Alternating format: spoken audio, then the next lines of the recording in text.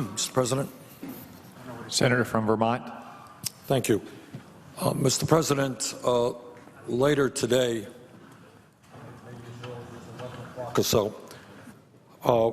we are going to begin a discussion of the budget.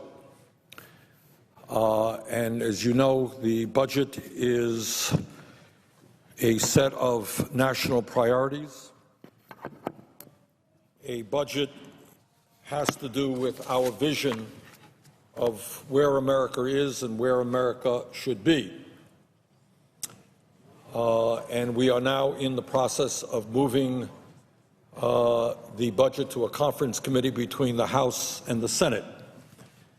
Mr. President, when I think about a budget, I think about a document which is designed to address the problems facing our country. And in that regard, I find the Republican budget that will likely pass to be totally inadequate, and a budget whose priorities are way out of place with where the American people are.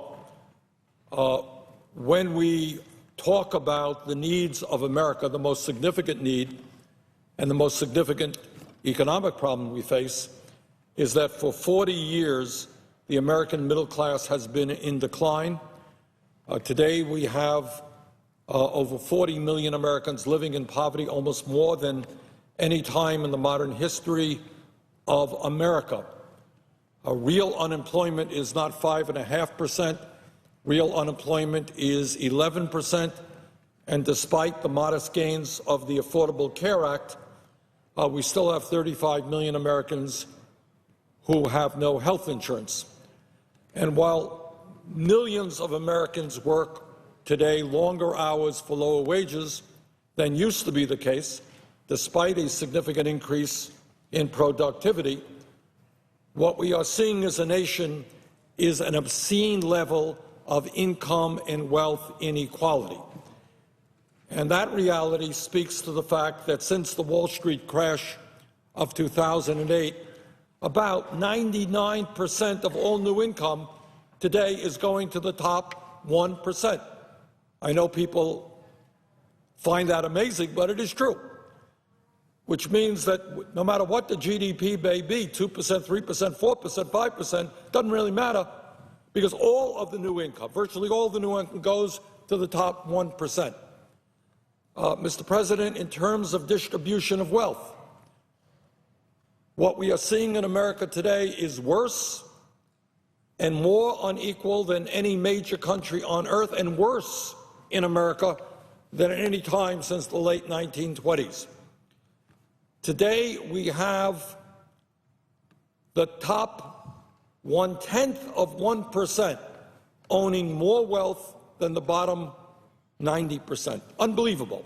Top 0.1% owning more wealth than the bottom 90%. Today, we have one family owning more wealth than the bottom 42% of the American people. That is the Walton family of Walmart. A recent study came out, a report came out by Forbes magazine, which pointed out, and this is almost beyond belief, that the wealthiest 14 people in this country, Bill Gates, Warren Buffett, Koch brothers, others, saw their wealth between 2013 and 2015, a two-year period. Their wealth increased by $157 billion. That's just an increase in their wealth. Expired. Mr. President, I'll be back on the floor dealing with the budget as the ranking member, but I'm happy to yield the floor at this point.